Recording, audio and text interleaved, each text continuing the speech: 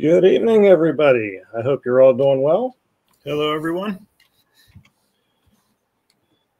Nico? Welcome to the February episode. The February episode. The short month. February. The short month. Yeah. It's like the short bus. No, not quite. Yeah. 23rd seems like odd to be the last Sunday of the month, doesn't it? Let's see here. So, is there anything new on your end, Nico? Any new things you're working on? Anything exciting over there? I actually have, let's see. Sorry, part of my reach. We're doing the, let me grab the right one here. Trying to get it in there. Hold on. Here we go. The steps now. Oh, sweet. I need about 5 million of those. So they're 3D printed. I didn't do the snaps on them, but you could just use a dab of like E6000 to hold them in. This way you could pull them in and out easier. I hated the tabs. So they'll be sold in a set of right and left. So you do one side of a car. And then I have for the bobber caboose and some of the 20-foot shorty cars. The little block there. Oh, yeah. I'm missing a couple of those, too. Yep. So you get those now in a set. If anybody's missing those. And let's see what else I got here. Oh, so I got a call from a guy. I don't have the engine, but these are for the 44-ton USA Trains locomotive. And apparently on the original one, this section back here has like a notch in it. And they have to do that for the injection mold, but it makes a very weak point right in that corner there. I know it's kind of hard to point with my big fat finger on a small part, but right in here. Okay.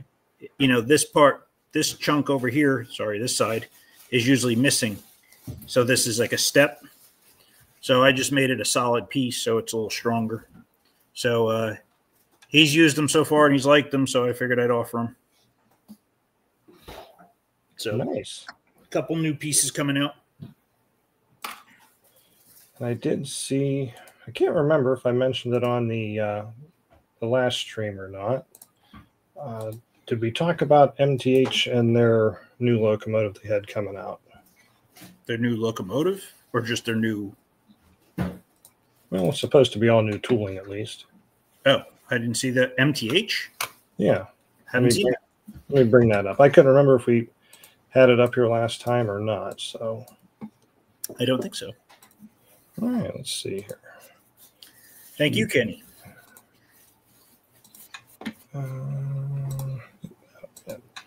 Let's see. Oop. Yeah, went away. There it is. Yeah, so there's doing and I'm not up on newer diesel stuff, but they're doing an ES44. Okay. I show my lack of knowledge when I say I don't know quite the difference between that and the other stuff that's out, but it says it's all new tooling that they're using for it. Okay. Yeah, I haven't seen that. Yeah.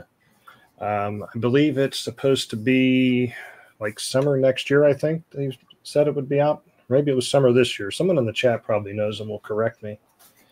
But they made that announcement. And then the other thing I had here, as soon as I find it, was from Splitjaw. David sent this over to me.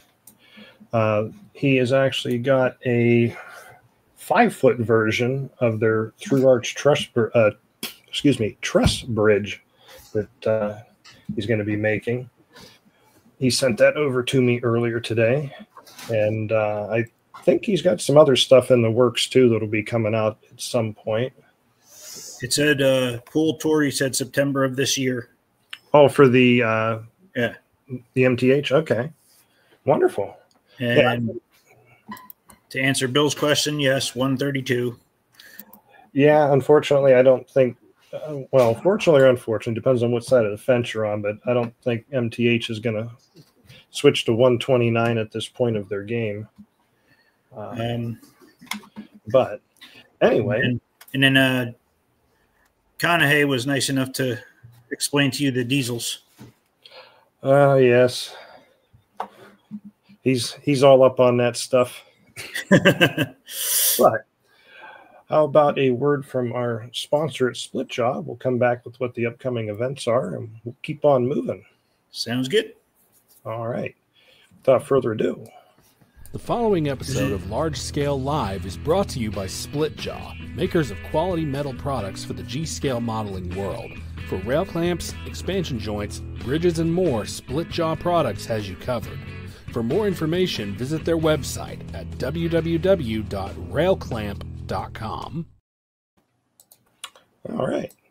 So, coming up, as I always like to say, if you go over to largescaletrains.com, if you have an event coming up that is G-scale centric, or say perhaps your club is set up at a show with their G-scale layout or modular, and you'd like to put it on there for folks to find it, come on over and go to events and event calendar, and got a nice event submission on there if you'd like to turn it in. And of course, the first thing that's on our list coming up that we'll be talking about here shortly is the Northeast Large Scale Train Show, May 3rd and 4th. But I'll save time talking on that for the guy that knows more about it than me. Of course, then the week after that is going to be our show, the Great Lakes Large Scale Train Expo. That's shaping up to be pretty nice. We've picked up a few more vendors for that. Getting a lot of interest from people, so I'm really looking forward to it. Modeling contest is open for registration, and the pre-ticket sales are now open. Actually, yes, you are correct. They are. Add news into that. Yeah. So far, we have a couple entries for the modeling contest, but would like to get more. So, yeah, ticket sales are online over on our website. If you go over to GreatLakesTrainExpo.com, and of course, there's the pop-up that shows you. You can sign up for our newsletter over there if you'd like to get updates on that stuff. Coming up after that is going to be June 4th to the 7th. There's going to be the 3rd annual Midwest Garden Railroad Gathering. That's going to be in Tulsa. It's kind of a regional meet. If you know Vernon Guest from Reindeer Pass, he's involved in that. He's a good guy. We'll hopefully be talking to him here soon in another month. But I would love to make it out to that, but unfortunately, I can only go so many places. Nico gets it. Yep, I know. And then like to go to all of them, but can't. Then the 40th National Garden Railway Convention will be June 18th to the 22nd, taking place in Sacramento, California. And then, of course, the Big Train Operators Club convention is going to be July 13th to the 18th, and that is going to be in Helen, Georgia this year. So we have a couple questions here. Sure thing. So Darren Warren is asking, why should I buy tickets early for the Great Lakes? Early? I don't know. Twice early? Early? Because we told him he should. That's why. Yeah. I'm just kidding. Go ahead. Well, I will real quickly jump back over to that site because I'm not going to remember it off the top of my head. So if you buy your tickets early, as you can see, one, you can skip the ticket line. It's easy for you to say. You can either print out your ticket or have it on your phone. We'll scan the QR code and get you right into the show. If you buy it online, we'll also let you in a half hour earlier than if you bought the ticket at the door. which, to point out, tickets at the door will be cash only. Everybody that gets into the show gets entered into the hourly door prize drawings, but if you purchase your tickets online, we will actually give you 2 tickets for that, so double your chances of winning something during the, that'll be what, 10 different prize drawings we do during the show? Right now, yeah. If we get more donations, there'll be more. Yeah, very true. Also, the first 100 people to buy tickets online, you'll get entered into a exclusive prize drawing for the show. I can't tell you what that is yet. Maybe I know, I don't know. We'll have to find out. And of course, show shirts, which I don't have one to show you at the second. If you buy your tickets online, we'll give you $2 off the purchase of your show shirt. So yeah, I think there's several good things on there to convince people to maybe go online and buy their tickets. But wait, and then there's another question. Okay. And then the rules regarding the modeling contest. So if you want to go over to that, you could show them that. Let's see. Modeling contest. Click here. Well, that takes us over to the registration form. I don't know if that has all the rules or not. Let's see. Hey, rules of entry. How about that? You didn't show the page. You're still on the old page. I see that because it opened in a new tab. Let's talk to that guy that designed the website. His name might be Andrew. I don't know. Yep. So, yeah. So, of course, number 1 rule, it's not a serious competition. It's for fun. All entries must be submitted by April 25th. All models must be present on Friday, May 9th by 11 a.m. so that they can be entered in. Judging is done by the attendees. You're going to have some type of voting system, I believe. Correct, Nico? Nico, you still there?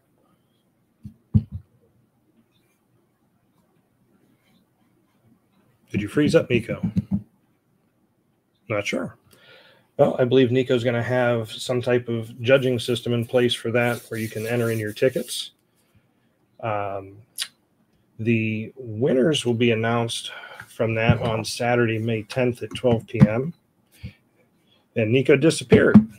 I'm all by myself. I don't know how I'm going to do this. Each category is limited to 2 model pieces. So the categories are going to be, I believe, locomotives, motive power, I should rather say, rolling stock and structures. And you're limited to 2 entries per category. The biggest goal here is we want to see people bring their custom stuff that they've done, whether it's something you completely scratch build or just something mostly customized, and let people see it. It helps inspire other people. So, since something happened to Nico, let's see what I got going here. Let's remove that out of there. Yeah, Nico froze. I agree, Joseph. Well, is he coming back? Hey, there. My computer just decided to shut down. I wasn't sure for a moment there. I thought like maybe you were holding really still, trying to psych me out. So I'm like, "Are you there?" Since Nico wasn't watching the comments, since his computer restarted on him. Let's see. We answered the question on the modeling contest. Pictures of Larry. No, you can't enter pictures of Larry in the contest. That terrible images I just had. Yes, what Bill said. We don't want to see that, Larry. Bill asked, is the East Coast large-scale train show happening? And my answer to you is I am not sure, Bill. I had heard that tentatively I was told that like the first weekend of April, perhaps, but I haven't seen anything listed, on the website or the Facebook page for it. That's the most I know about it, so I don't have anything official on that. Yes. Did Nico forget to pay his AOL bill? No, my wife has my computer on the clapper, and she just clapped over there, so I didn't shut off. The clapper. Okay. All right. All right. I think that's the most of the questions. So, without further ado, actually, I should probably, before I forget, I got thrown off with Nico disappearing. Sorry. We have our other sponsor, Me Loves Trains, and then we will be right back with Mr. John Sacerdote. Andrew, can I send my entry for you to display? I don't think I'm going to make the show. Can you actually ship it to me? I'm sure we could probably do that. You want to be responsible for it? Because I don't want to be responsible for it. Well, let's talk about it, Bill. If it's something that is valued at $5,000, I probably don't want to be responsible for that. But shoot me a message. You have, I believe you have my contact info, or you could just send it to info@largescaletrains.com, and we can talk about that. Right, see where that goes. So, all right, sponsor, and we'll be right back with Mr. John Sacerdote.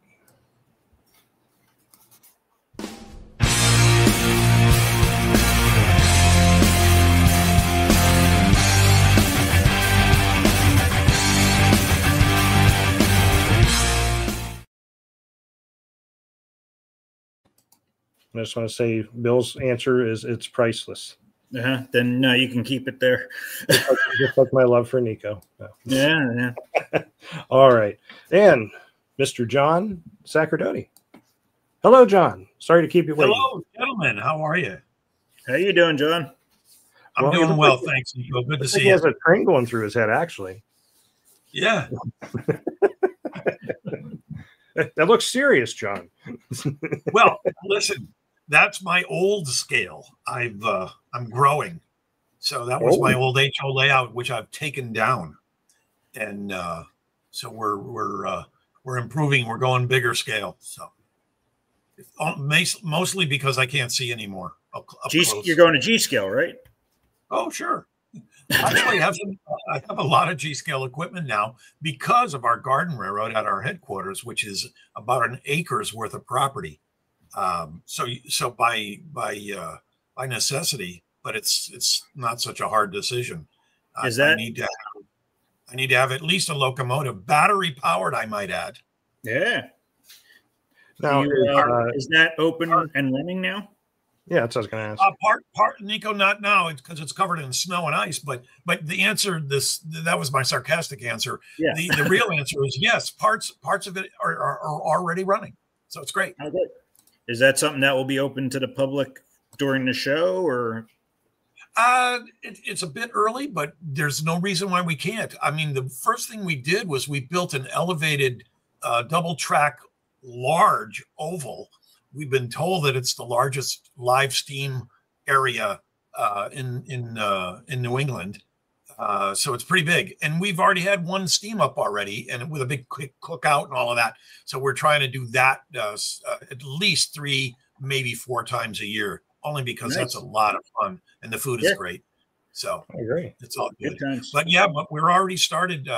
We've got a big shed in place. You know, we could pull stuff in for the winter and all of that, and a lot of foundation, sub roadbed done for the surrounding area, and all kinds of stuff, ponds, and oh my gosh, it's a pretty good plan. It's quite large. I remember seeing the plans last year at the show. Yeah, that's right. They were there on an easel, so they'll be back, and we're actually working with one of the vocational technical schools in the area. Hey, Taya. And the Pathfinder Vocational Tech, they're going to do a project for credit on our railroad. Nice. So we're looking forward to working with the kids. Yeah, it'll be fun. Cool. So what do we got going on for the show this year? Oh, we're going from 55,000 square feet to 135,000 if we need it. But we're already looking at pretty close to 100,000. We've worked out an arrangement with the good folks at the Eastern States Exhibition, you know, the home of the Big E, where however much space we'll take, that's all they're going to charge us for. So they are really good to us, nice. But I'm worried because the New Hampshire Garden Railroad folks are they've contacted Guinness World Book of Records to see if they have the largest G scale modular railroad in the world. So I haven't heard the latest with that, but they're going to try. So as I- big as it was at the Railroad Hobby Show in January, this one is going to be bigger. So they'll probably take up the whole room of everything, and there won't be room for anything else. Well, the rumor I heard is it's probably like 160, 170 feet by like 120 or 130. That's pretty accurate. Yeah. Andrew. It is. I know, it's insane.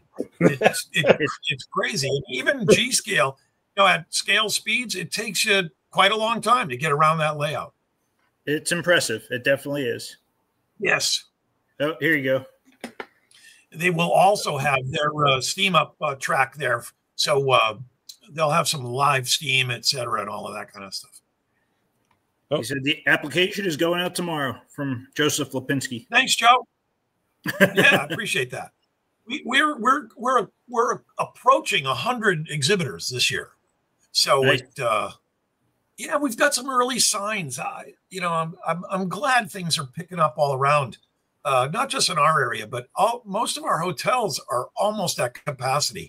So early signs are looking really good for attendance, et cetera. And this is our big year. We really want to do well this year, and it's going to bring us into the 2026. We hope in a nice way. So it really will be fun if we have a large turnout this year. It'll really give us something to build on for 2026. So they're looking at 130 by 170 feet is what Joe just said. Oh, perfect. I think they should go bigger. Yeah. They like a helix, like a double level. We're trying to plan the space, but I'm waiting on those guys because the layout is so big. So we'll have to wait and see before I can get the map of where everybody will be out. And Mary, thanks, man. I don't understand. First, we had perfect weather both days. We had 27,535, and that's crazy for 2 days. And yeah. I can't. I'm not going to quit until we hit 30,000. Then I'm going to retire. But that'll be fun. And I'll tell you that there's more and more large scale stuff at that show. I don't know if you guys noticed, but Splitjaw was at the show. Yeah, they wanted to come to the Railroad Hobby Show, and I love it. So, and evidently he did quite well at that show. So he was delightfully impressed, and we were glad to have him. So. I mean, if you're looking for exposure, I mean, you definitely get the bodies through there. Oh my gosh, yeah. And what he told me is he sold a lot of bridges and such, not to G scale, but to O scale. Oh, said, no, wow. Don't say that. I know, but he was happy. So that's a great thing. We want exhibitors to be happy no matter what show it is. Oh, absolutely. Indeed. Need to make the show this May. Yeah, George, you got to, because there's a lot of things going on. We've got, I don't want to spill the beans on your next guest, but they're going to be doing our kids on track clinics again. And we've got the live steam up at the show. We have a killer raffle again. We have drag, what is it called? Drag. Yeah.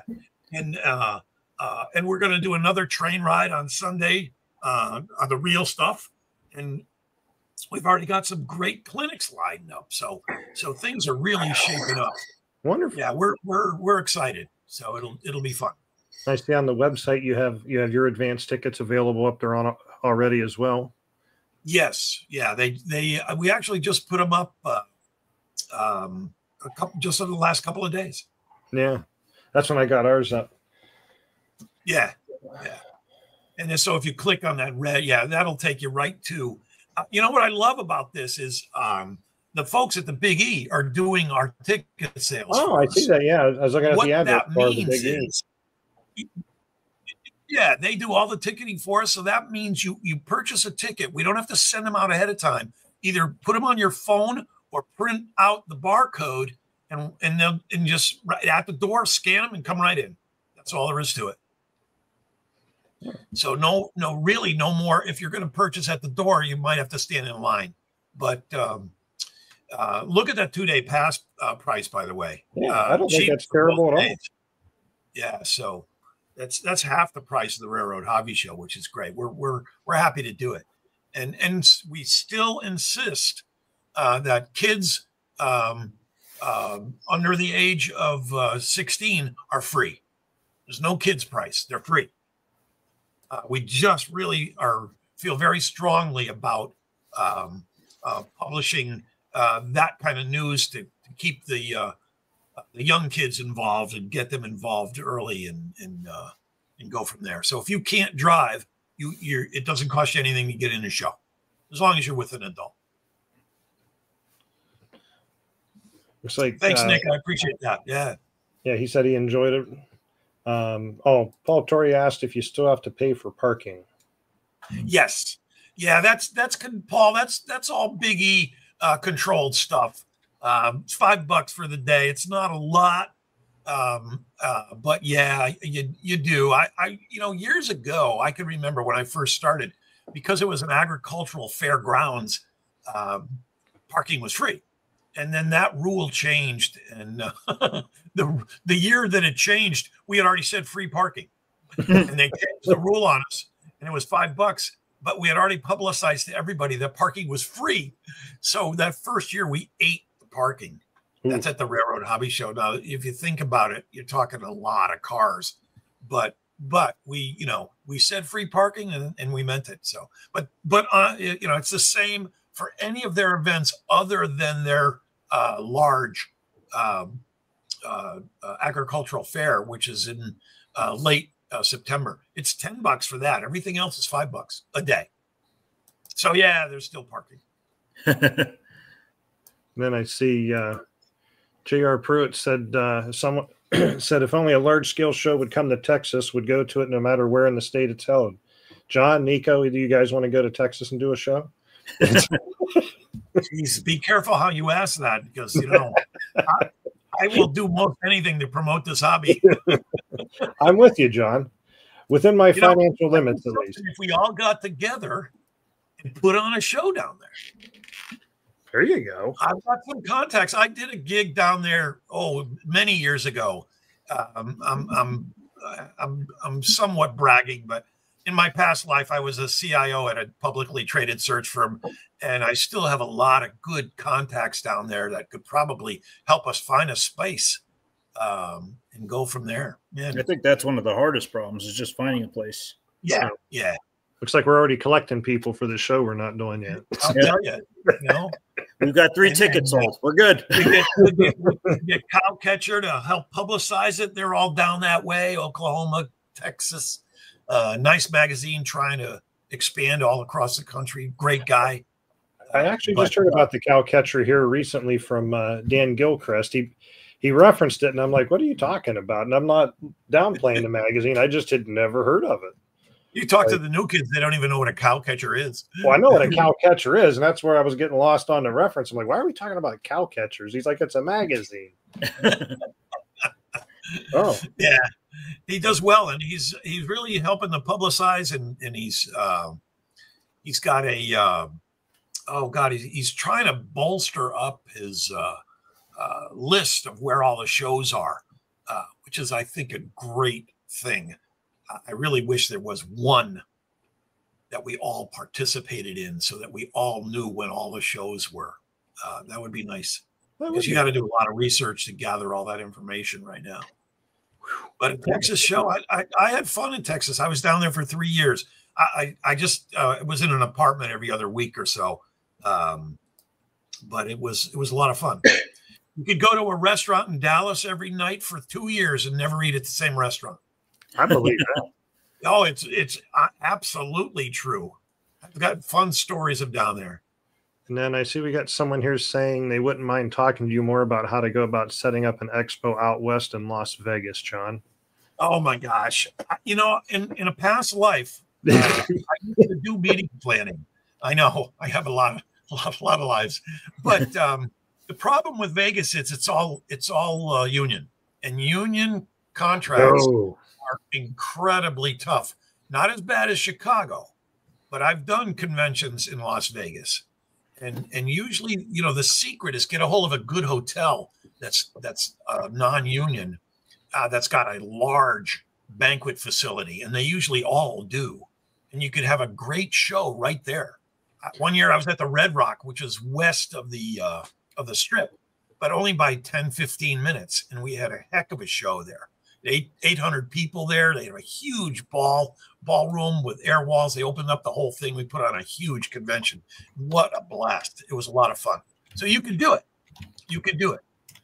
The secret is don't go to any of the conference centers. Go to a hotel and just shop with hotels. Yeah, and, that thing on the union stuff, like I wasn't even aware of that. I had a vendor asking me for our show about if they were allowed to move their own stuff. And I'm like, well, I'm not moving it for you. I'm like, I don't quite follow what you're asking me here. And they're like, well, yeah, we went to this one show. I'm like, oh, I've never heard of that. No, you're free to move your stuff. I was at a convention in Chicago, and an exhibitor started setting up her own booth, and the shop steward shut the hall down for her touching her own booth. I mean, he was dead serious about it. And the guy, finally, when we agreed, you know, okay, we get it. You guys could set it up. They didn't even know how to set it up. So she had to sit there. The agreement was she could sit there and show them how to set it up without touching anything. So that was my fun time with a union shop. But generally, they're not that crazy. You know, we always talk about the crazy scenarios, but I've been to many others, and they were just fine. Oh, yeah. But there's always something out there you haven't come across, you know? But again, the secret to Las Vegas is do it at a hotel if you can. There you go. So if I remember correctly, John, you wanted to give away a couple tickets during the show, did you not? Would you like to do one of those? Yes, absolutely. We're going to do a 2-pack, right? We're going to do 2 of them, as I recall. And well, let's do we'll do one 2-pack to start. Okay. Let's figure we're at 7:30 mark here. I might as well say something, and we'll do hashtag NELSTS for Northeast Large Scale Train Show, as opposed to how I messed it up the first year we were there, and I was trying to call it the Northeast Coast something large show, and Nico's like, "What are you saying?" I'm like, "I don't know. I think I'm having a stroke right now." I'm like, I don't understand what's coming out of my mouth. I'm just going to stop. There's about 14 names for our regular January show, so it's okay, Andrew. I get it. Hey, if you ask, you know, Sean Conahey when he did the show with me, there's about 20 different names for the name of our show.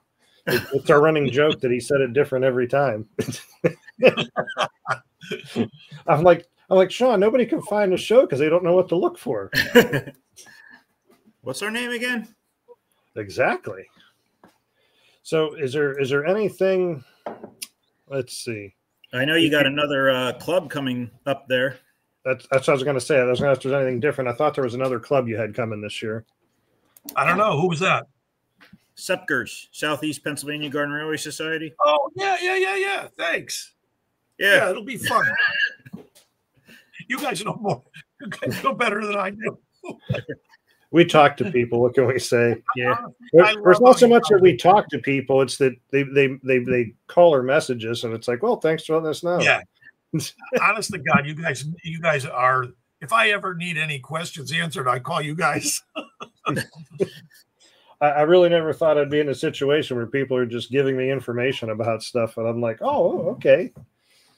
Any other new big vendors, or I mean, besides SEPGRS, we knew about that one. Any other clubs joining in, or?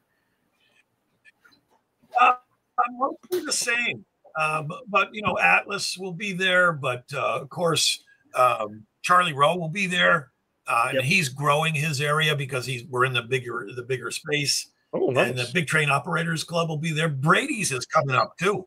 John Brady from Greensburg, PA, is coming, and of course, Central Connecticut G Gaugers will be there with their railroad.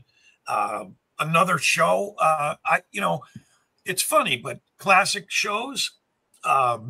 He runs shows all over the state. And he said, could I come to the show? I said, absolutely. This is not a competition. This is all of us together promoting large scale in this case. So he'll be there could talk about other shows that he's doing, real smaller shows, but local. And he's such a nice guy. Lud Spinell. He's just a great guy. But we'll have some historical societies there too, as well. Oh, nice. Figure Fusion. If you guys remember Figure Fusion, they did that 3D color scanning. Yeah. He's got an entire new booth, and his stuff is like insane. I have a G. I wish I had it with me, but my grandson nabbed it, and he said, "Hey, that's." I hate to tell you this, but my nickname is Big Nene because my wife is Nene. You know, kids' words for grandma and grandpa, right? So he goes, "Hey, that's Big Nene," and you look at this figure in G scale and you go, "Oh my gosh!" And it's already colored because it's a 3D color printer. So it's like insane. So he'll be back, and Kids Creek Railroad will be there, and just a ton of others, guys. When we're still trying to get some big names as well. We're not going to give up until it's right before the show. So if you know of anybody, there you go. Look at that. It's a little bit fuzzy looking. My camera's not grabbing it very well. Yeah. And then that's all right. I got a Nico that has a disfigurement. But Nico. It's hard to see when you look at it on this camera, but actually maybe you can't see it. Like the 4-track logo on his shirt, like it printed right on there. I mean, it came out really nice. Yeah, John, nice. I didn't hear. Out of everybody you mentioned, you didn't mention me. I'm a little, little shot in the heart. Let me scroll right up to the top. You know who's number one on my list alphabetically? 4-track Railroad. And I've already gone past looking at names. So I should say you, because you take a heck of a lot of space, which we appreciate. So thanks, man. How much space you taking up this year, Nico? I don't know yet. I have to figure that out. Well, he doesn't know he didn't get his contract yet. Yeah, I didn't get my contract yet. Nico, I actually am looking and it says it was sent out. So, but yeah, I'm sure I'll get here hopefully this week. You know, you're invited no matter what. So, yeah, the Hudson Valley Club will be there. Yeah, and if it doesn't, we'll just email you. Yes. No worries. Yeah, they have a nice layout. Yeah. So we've actually got 3 of the largest G-scale railroads in all of New England and New York coming to the show. Oh, nice. Yeah, it'll be great. Looks like the entries have slowed down coming in, so I'll go ahead and put the giveaway up there. What I love about the New Hampshire guys, our next guests, from the results of their clinics, they allow those cars to be pulled around that layout. So it's a nice partnership between all of us. So it's a good time. Absolutely. So we'll do the giveaway for the first 2-pack of tickets to see who our lucky winners are going to be. Not going to be Nico as usual. No. Always the said saying, Nico, it's escaping my mind right now. Been robbed? Yeah. It looks like Timothy Kennard is our winner. I don't think I can screw up that first name this month, Gabriel. Gabby, if you're watching, I'm sorry. Gabriel. Good grief. Well, congratulations, Timothy. Thank you for having a name that's easy for me not to screw up. Hey, John, Nick says he needs more. Nicholas Savadaji says he needs more room. Oh, my goodness. Well, honestly, in this building, we can do it. So, and Timothy, Nick, if you're serious, just give me an email or call or whatever. And Tim, for your tickets, I've already gotten your name down. Oh, you do? You don't have to do anything except come to the show office and you walk right in. All right, you're on top of it, John. I like it. So, are there specific show hotels again this year, John? Or yes, if you go to the website, and then if you go to attending the show, there's a little sublink called accommodations in the area, and there are several hotels. remembering that the rates change mid-April from winter rates to spring/summer rates. The only reason I mentioned that they're a little bit higher than the Railroad Hobby Show, but that's the dead of winter. But the rates are still good, and if you look at some of them are have got a great rate. A couple of hotels we've already filled the room block, so we've gone back to them and say, hey, you got to give us some more space. So keep trying, hang in there, and you'll find a good rate. If you want to know, I stay at the Sheraton Monarch because they just take really good care of us. It's a Sheraton. It's a great spot. They have indoor parking, but all of the hotels listed do us a real nice job, and we appreciate all of them. Yeah, you got. I think is that where we stayed at last year? Was the Candlewood, or was that someplace else, Nico? I don't remember. That's wherever Larry told me to stay. Oh, Larry in at Candlewood. Yeah. And Candlewood is a great spot, and we've been with them for years and years and years. They are a good group of folks. Yeah. Are we staying there again, Larry? Larry tells me where to go. So. Oh, and yeah, if I didn't have that up there before, of course, on your website, there's all the hotels that are listed.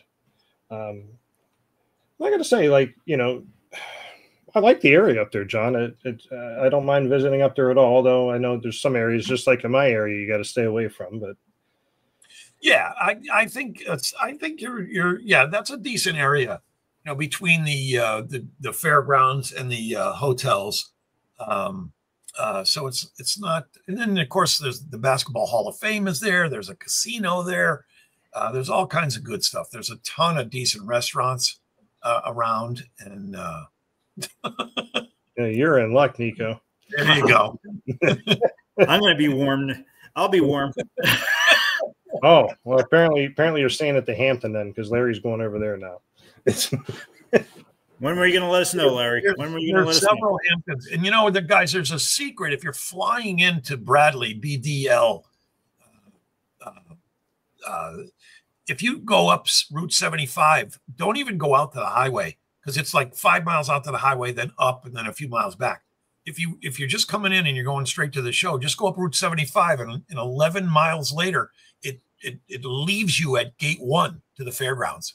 It's really close if you go up one road, and 75 is that road that's right at the airport. You just head north up that, and there you go.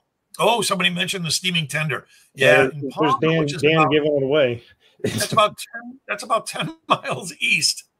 It's the old Palmer Railroad Station. It's an old Richardsonian station, and I've never had a bad meal there. They have really good food there, and if you luck out, you sit by the window and a train passes by. It's really cool. Sit by the window, I don't think Nico's son Vincent stayed in his seat the whole time. Every time something rattled, he was out the door looking for the trains. I'm like, where's he at again? Is he outside? we were waiting for our seats last year, and he wanted to walk way out to look at something, and he's like, by the time I get out there, our seats will be ready. I said, well, hurry up and get out there then, so our seats are ready. And as it turned out, he got all the way out there, and they called our name. We're like, yelling, hey, Vinny, our seats are ready. That's always the way that happens. Charles has a question here. Does anyone know if Bachmann is ever going to make a rake of matching coaches for their nice 762 steam locomotive? I don't know. That's a great question. The 762 is that the K27? Not sure. I am not sure on that one. I believe that might be the K27. Charles, Bachmann's going to be at the show. Yeah, so we should ask him that question. Yeah, that'd probably be the best place to ask him. I know, and I think Rich will be there too. You got to go to Ray and make sure you ask Ray, and just keep asking him over and over again. Don't stop asking Ray. Yeah, he might look scary. Just keep talking to him. It's all right. He just has that natural look. Yeah, that's right.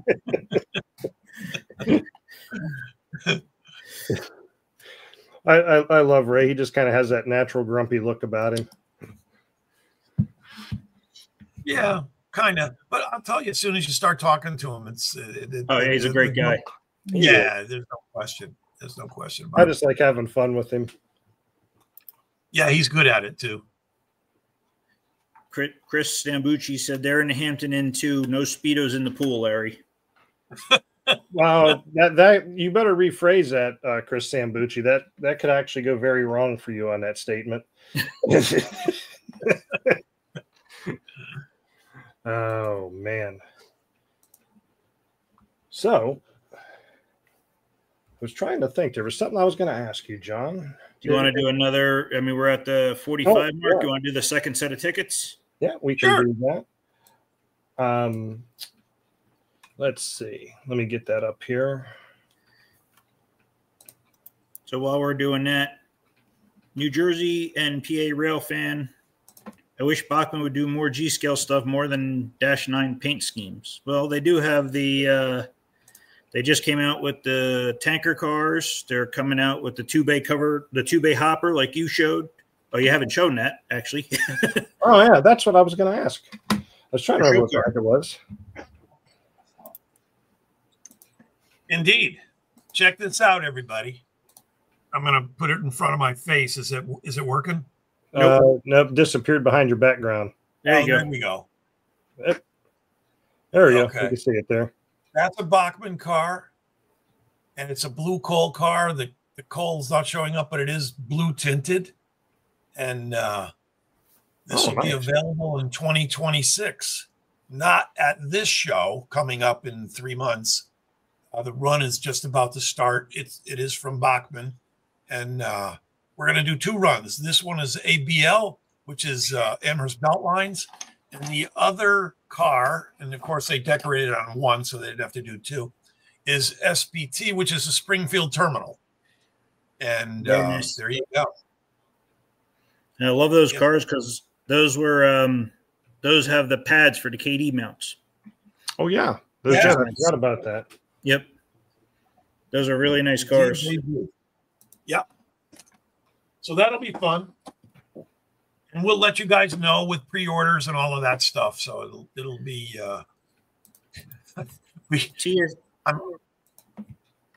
Tia had a question there. The Holiday Inn Express downtown has set dates, so I cannot come in on Thursday at the show rates.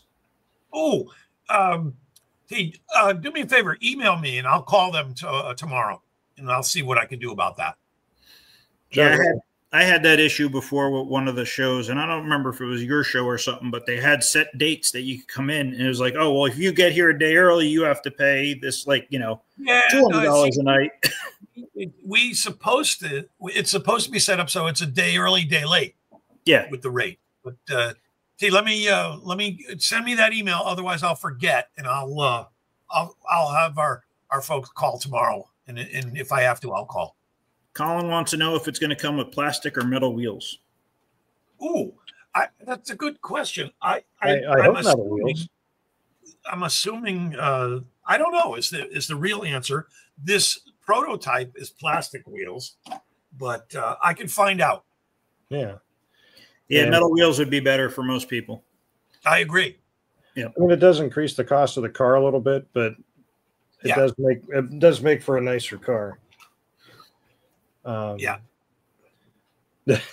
And Bill Lynch watching because of your background asked if you just dropped the car off a bridge because it disappeared when you set it behind you. I'm like, what's he talking about? And I'm like, oh yeah, really? Yeah. Can I almost get it in there. There, if I hold it back enough, it's the right scale. Oh yeah. It's fading away on me though because of the background. And Kenny Kincaid asked what the giveaway was. He missed it. That's okay, Kenny. This is for a 2-pack of tickets to the Northeast Large Scale Train Show in Massachusetts. I don't know what the E unit is. Your Aristo E unit? 8? Oh, E8. Right, E8. Yeah, I've brought that up to Bachmann a couple times.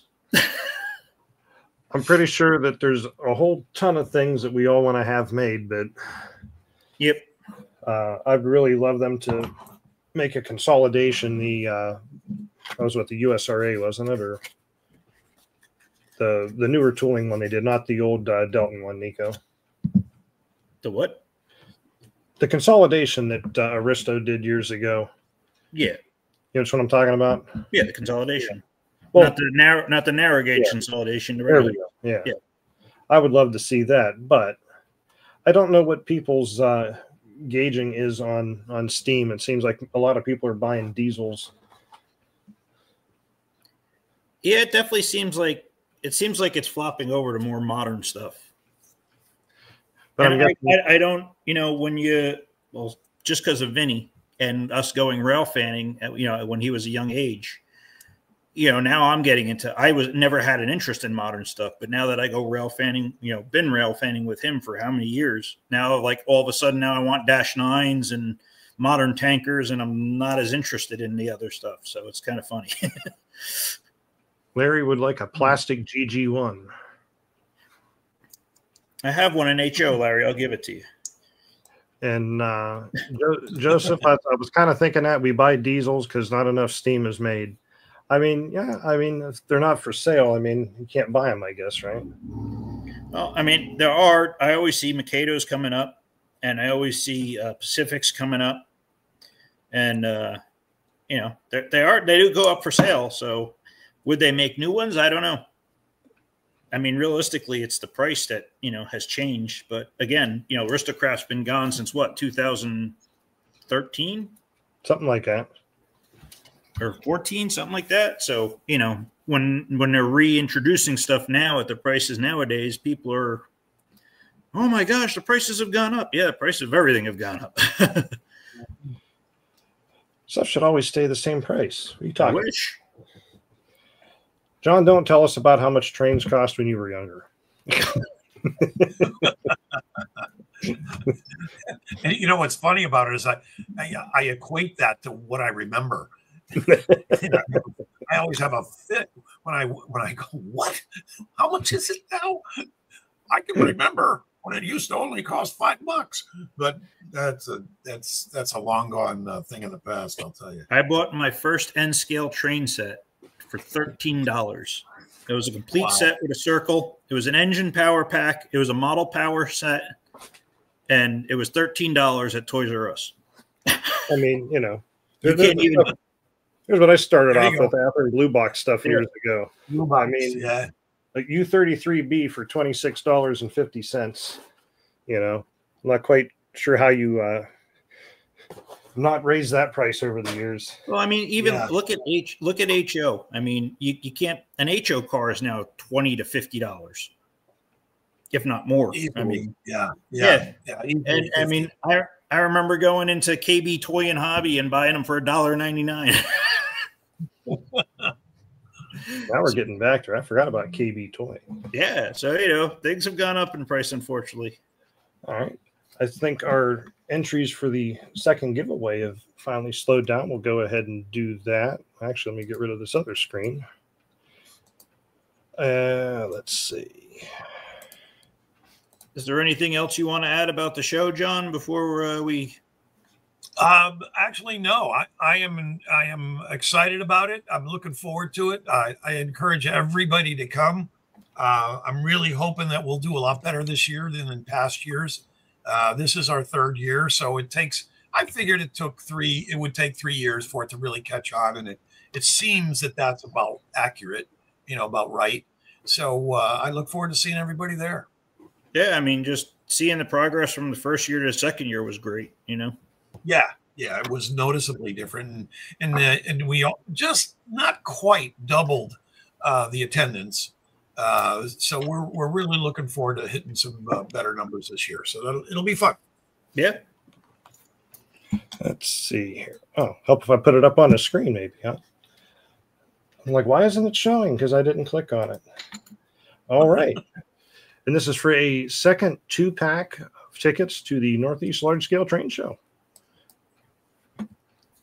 Now, my giveaway presentation is terrible. And it's going to be Philip Williams is the lucky winner. And I see John writing it down already. Yes, sir. There you go. Again, You want to tell him what he needs to do there, John, in order to claim his Yeah, prize? just come to the show. And what you'll do is you'll bypass all ticket booths, come right into the show office, and tell them you won tickets and they're waiting for you at will call. And you won't have to stop. You just come right in and we'll have your name and your 2 tickets waiting for you. Wonderful.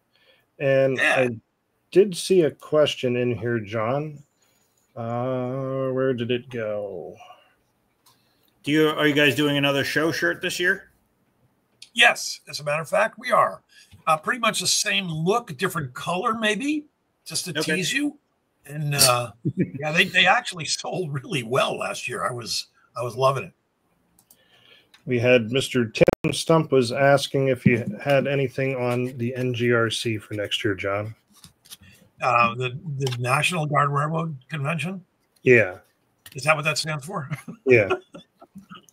I gotta think sometimes what letters stand for. Tim, we're having mixed feelings with that. Frankly, if you really want to know, I don't like the format. I don't like the format of a 5-day convention that has to have ice cream, that has to have a barbecue, and 200 people show up. It's just it's not the right format. And I've done too many shows and done conventions. So we're working on something. So hang in there. I told the folks that asked me if I was going to Sacramento to make a presentation. I said, I'm not coming. I'm not going to present so you can approve. I'm going to do something that we're going to do. I don't need approval, frankly, from anybody. And I guess that's maybe not the right attitude, but it just rubs me the wrong way. I apologize to whomever, but we're going to do something, and it's going to be very interesting. But as far as a 5-day format and bus trips that you sign up for, and if you don't get enough people, they cancel. I'm not doing that. I'm going to come up with something that's going to work. And I want more than 200 of the same people that show up every year and bust your butt and break even. I don't want to do that. Yeah. I want to really promote this hobby and come up with something really unique. That's what we're doing. So you could count on something from us for 2026. And I don't care what we call it.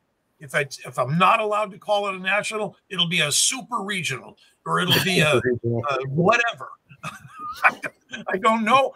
And honestly, I don't care what we call it. It's gonna be a killer event. Hey, I'm happy to see anybody do anything new or different. So I'll be curious to see what you come up with, John. Well, honestly, guys, when something is the same for 20 years and it just isn't quite, right, and I get the same people showing up. I want to grow. I want to expand, and we've got to do something that is different. And I'll give me one more second. There's 2 things that I've done at other conventions, and when I was in Texas at the one convention I wrote, the keynote speaker rode in on a longhorn bull. What? We rewrote this little script about the Alamo so that we won. And what happened is, when she had a machine gun and she was going to kill everybody, pardon my, the way it was, but back then it was okay. And what happens is she dropped the plastic machine gun and she tried to pick it up and she started turning the bull because it's really trained. And the bull started knocking over tables. the guy that was the controller for the bull went running out there, grabbed the reins, brought her up to the stage. Tables were knocked over, but when she got up there, she jumped up on the stage, put her hands up, and the place went freaking mental. You couldn't have rehearsed anything like that. But the whole idea of a longhorn bull, another time we had a motorcycle ride up onto the top of the stage, and the guys pantomimed one of the 50s hits. So not that I'm suggesting we're going to do anything like that at a train show, but that's the kind of stuff I love doing. I got to make it so that it's memorable. So you go, I can't believe they just did that. That kind of stuff. So Tony's asking if there's a vendor list available yet. Yeah, not quite yet. Contracts just went out 2 weeks ago. And as we get contracts back, we'll start to grow that list. But right now we're looking at close to 100 people that we've invited, and we'll get, so hang tight, Tony. We'll get you something. Just keep going to nelsts.org, and it'll be published there as we get them. I'm just going to grow the list as we get them. Absolutely. And then, Jim, we just went through this. You must have just joined, but we just went through this whole topic. 2027 is Nashville. Ken Miller's in the chat, and you can chime in for that. But 2026 is not Massachusetts, but there will be something going on in Massachusetts. Yeah. There you go. There you go. So yeah, I mean, I'm happy to see all the different events that are going on. I mean, again, I don't like the fact that our show is the week right after yours this year, but you know, as I said, it's what we had to pick from. So, but I do like Andrew, seeing all the shows. That big of a deal. You know, when I talk to exhibitors, they like banging out shows.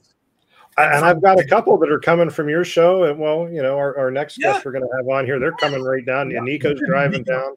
But a week, you know, 2 weeks, you almost want to go home, and then you got to start all over again. Bang, bang, bang. It works on a show this size. You know, our show is this size. So I think it's fine. I'll let you tackle that one, Nico. I'll show you later, Nick. What is the heading for the pull down, John? Attending the show. Attending the show, and then it's under there. And the submenu is accommodations in the area. It's neat. It's not hard, Nick. You'll see it. I can't remember. Did you get a hotel, Nico, or are you sleeping on my couch all week when you come? No, I got a hotel. Oh, okay. The cat's going to be bummed out. That's all right. She likes having a buddy. I got my daughter's cat that was waking me up all weekend. All right. I can't sleep in at all with my cat, but that's all right. Apparently 3 o'clock in the morning is the time to chase your tail on the bed. It is for our cat, Nico. Yeah. Same thing. 3:30 to 4. Yeah. I'm like, I wake up and there's this like wrestling going on. I'm like, what the hell's going on? There's a cat flipping around. I'm like, what the hell are you doing? Yeah, you fix that, you get a second one. And they got a buddy to play with. Well, Yeah. normally my daughter's home and the cat's in with her because it's her cat. Ah. But this weekend she wasn't home, so my wife feels bad for the cat, so she leaves the door open. So before we have our next guest on, was there anything else you needed to go over, John, or anything we might have forgotten? Good. Yeah, I'd love to stay, but you guys knew I had another thing to take care of. But I can't thank you guys enough for having me on. It's become a weird thing, and I love it, and I look forward to it all the time. So thank you guys so much. Thank you for supporting us, and thank you for coming on. Yeah, absolutely. And tell your grandkids we said thank you for sparing your time with us. And Larry said, "Stop whining, Nico." Did you see that last one, Nico? On that note, I will see you guys. All right. Bye, John. Take care, guys. Thank you all. See you later. Bye. And for our next guests. For our next guest, we have the wonderful Steve and Malinda Jungst. Hello, guys, and thank you. Hello. Hello. How are y'all? How are you doing? Thank you for patiently waiting in the sidelines there. That's certainly, all right. Certainly. It's always great to hear about wonderful train shows. Yeah. Oh, Joseph Lipinski's happy to see you, Steve. Yeah, I see that. Hey, Joe. So, you guys will be up in Massachusetts in the beginning of May. You'll be at our show the next weekend after that. That's correct. You're also doing the Rocky Mountain train show, is that right? That is correct. The first weekend of April. And you'll be in Sacramento for the NGRC. That's correct. Yes. Woo, you guys are getting around. That's the goal. We got to grow this hobby. Colin's calling you the dynamic duo. Hey, Colin. Hey, Colin. All your fans are jumping in the chat now. All ready to say hello to you. Yeah. So, for the folks that don't know you, what can you tell us? Well, where did you start? I'll tell you a quick little story about kind of how this began, and our inspiration for doing this is Steve and I was out in Denver in 2015 at the National Garden Railroad Convention. And we went to a hobby store called Caboose Hobbies. Some of y'all may remember Caboose Hobbies. And we were just looking around before going to the show. And we were getting ready to check out, but there was a little fella standing in front of us checking out first, and he was getting a few items. And he was chatting with the cashier, and she asked him what he was doing. He says, I'm getting ready to build a load on a flat car. And he says, I'm going to be entering it at a great big model contest at a large train show. And she says, well, great. She says, I hope you do well, and I hope you win. And he says, well, I'm doing it, but I have no hopes of winning because I got to go up against the adults. So I sat there later on. I looked at Steve and I said, why aren't we doing a youth division to give the children encouragement and let them, have reap some rewards for their courageous, opportunities they do. So anyway, when it came around to the National Convention in Nashville, I talked with our group and I said, okay, we need to, in addition to doing the adult division for the model contest, we need to do a youth division. So everybody agreed. And I said, but how are these kids going to know what to do? So I said, let's do youth clinics so they can take their items out of the youth clinics and put them into the model contest. So we put a few plans together, and we called Charlie Rowe and told him what we were wanting to do. And he graciously, as he always does, he graciously sent us some flat cars for us to use. And he also donated a engine to be used as the best of show so that the children, had a really nice prize and had great bragging rights too. So that's kind of what got it started. And so from there, we got to know a lady by the name of Michelle Miller out in Denver. And the way we got to know her is I was in charge of the registration for the convention. And if y'all remember, COVID hit in 2020 when we were supposed to originally have it. So we had to defer it to 2021. So I was calling different people, seeing if they wanted to transfer their registration over.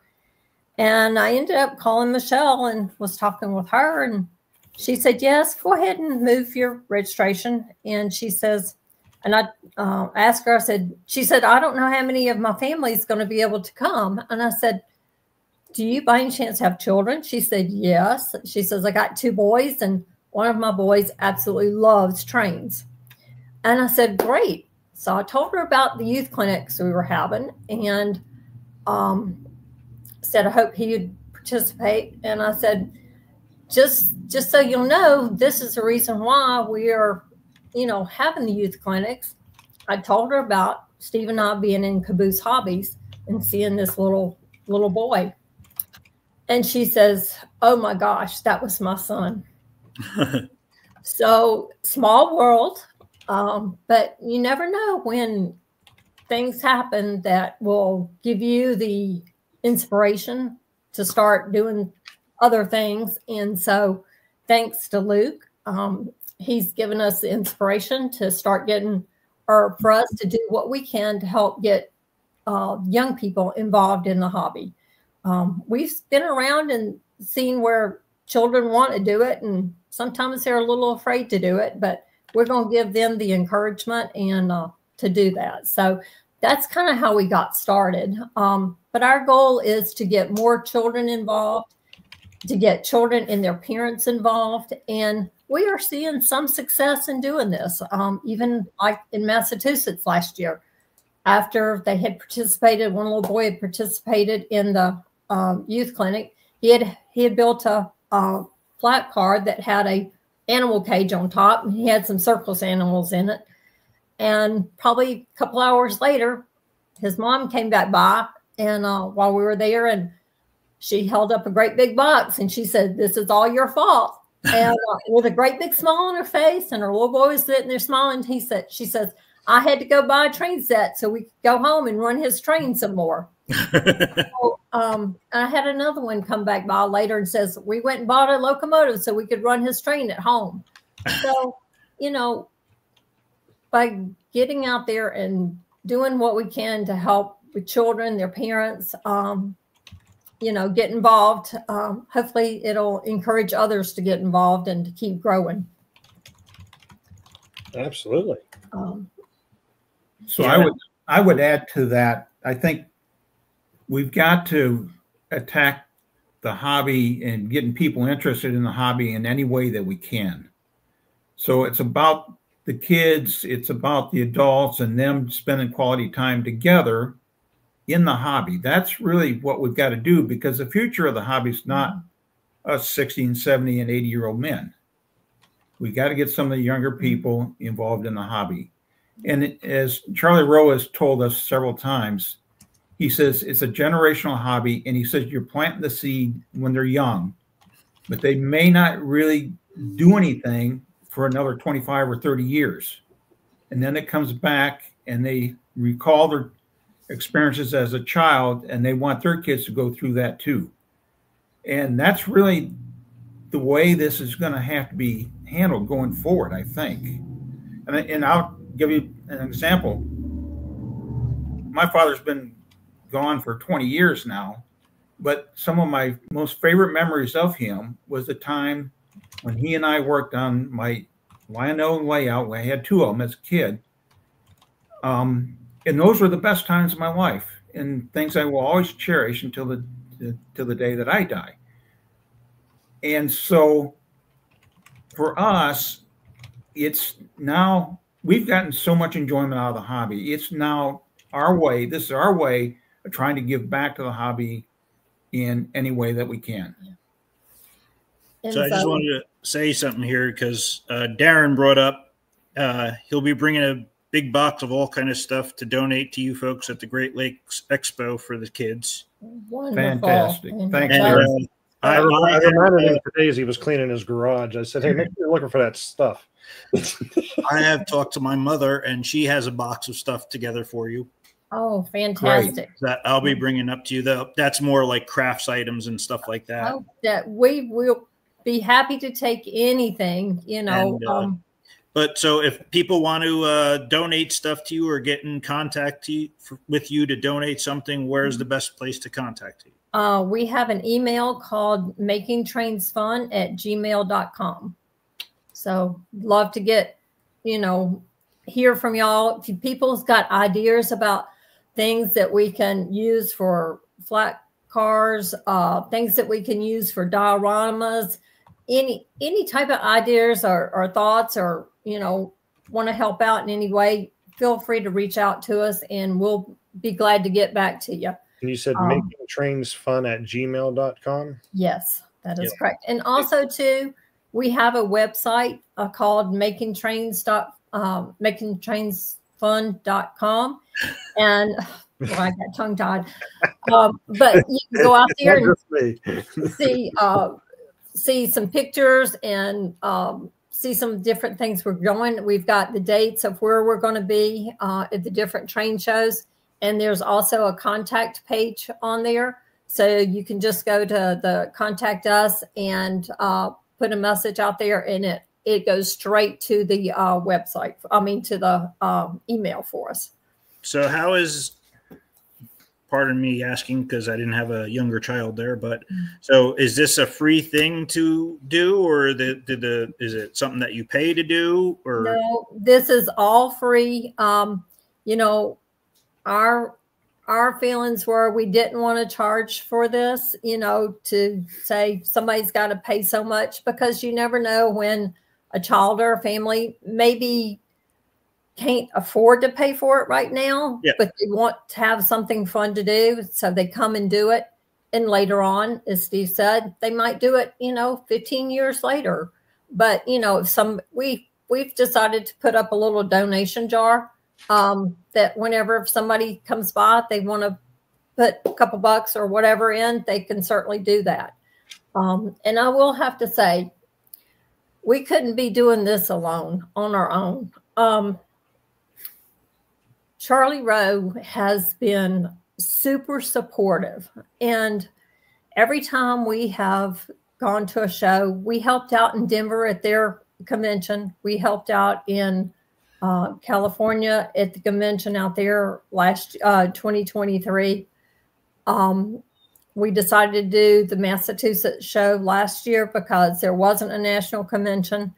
And Charlie has got a super big heart, and he sees what we're doing, and he has actually partnered with us, and he is making flat cars for us. And we've gotten a little logo, and he's putting the logo on the flat cars. He's putting the USA Trains logo on the flat cars, but he's also titling the cars, Making Trains Fun.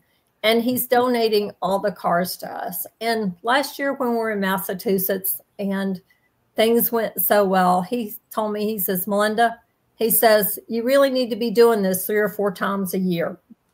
And so he's partnered with us and is providing the flat cars. And we cannot thank Charlie enough, because that's wonderful. It looks like this year we're probably on schedule to hopefully touch 250 children this year through the 4 different shows. And so with his help, we're going to be able to do that. So you're even looking for like that plastic track or Bachman track or anything like that. So, I mean, just so people that are listening, you know, understand that it's not just, you know, you're not looking for brass track. You're just looking for anything that. Yeah. And it's more the accessory type stuff that we're looking for. The people, the animals. More so than the track. Yeah.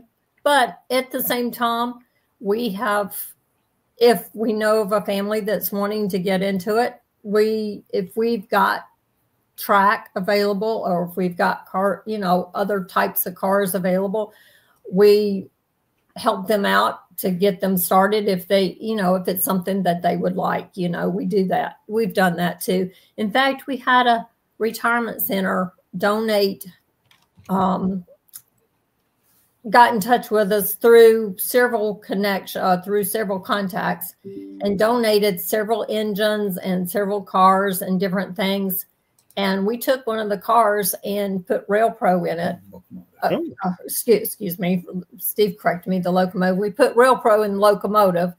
And when we go to shows here in the Nashville area, we actually have a train set up for the kids to run themselves. It's, and it's specifically for the children.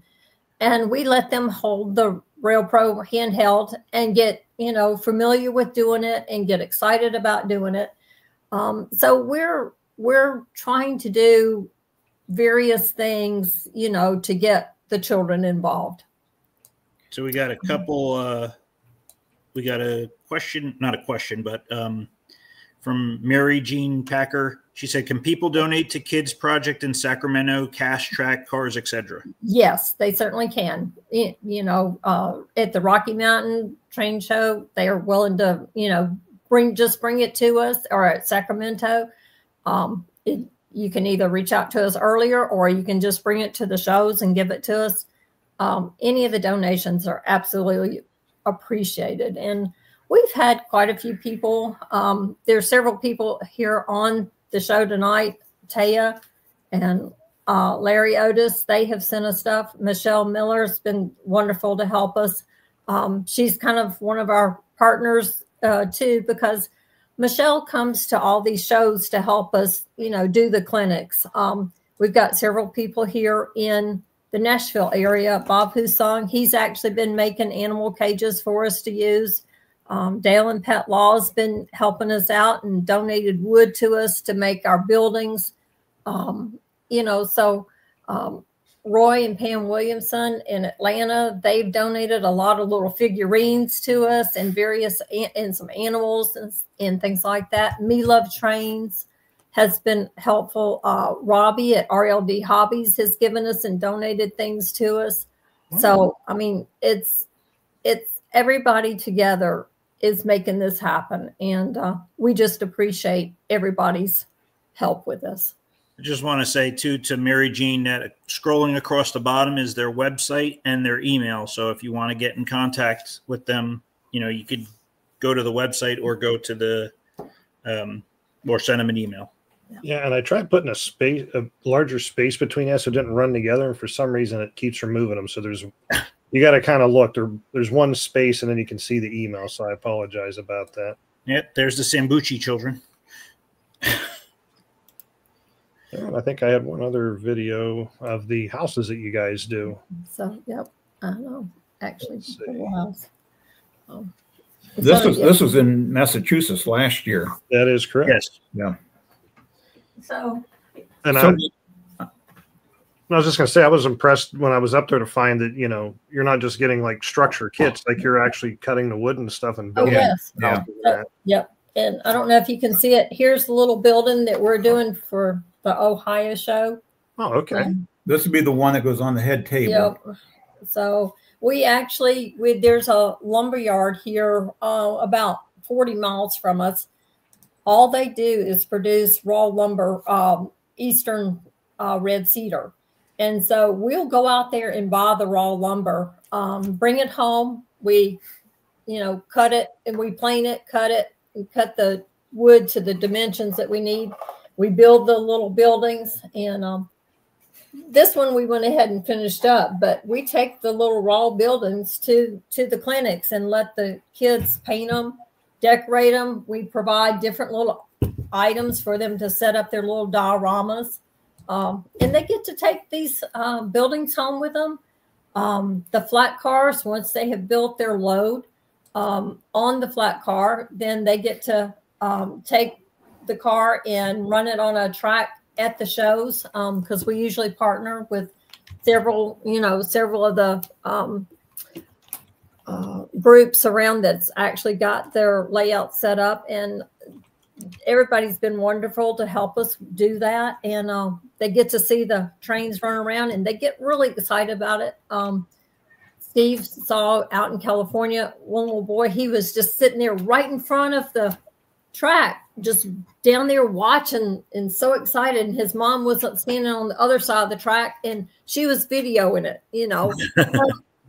And there's been some little kids, they would sit there and run it, and then they say, please stop it. I want to make sure I get my train to take home. They want to make sure nobody else picked up their little train. And, you sit there and say, how much do they really enjoy these trains? I can tell you they enjoy them a lot, because I know there's couple kids that were in Nashville and they were also out in Denver. And I got to know their grandmother, and she told me, she says, you just cannot imagine how much they love it. Says, anytime somebody comes to our house, the first thing that they do is run out there and get their trains or their building and bring it back and show them what they did. So that just shows you how, that they enjoy it. They take responsibility for their things and how much they're developing their interest in the hobby. So this is the building that we are building for the Massachusetts show. Oh, wow. Here. And there's a window out. Nothing's been glued in yet. It's not complete. The challenge for us is, one, getting buildings that are different from year to year, that are small enough that we can get them transported and we don't have to ship them. Yeah.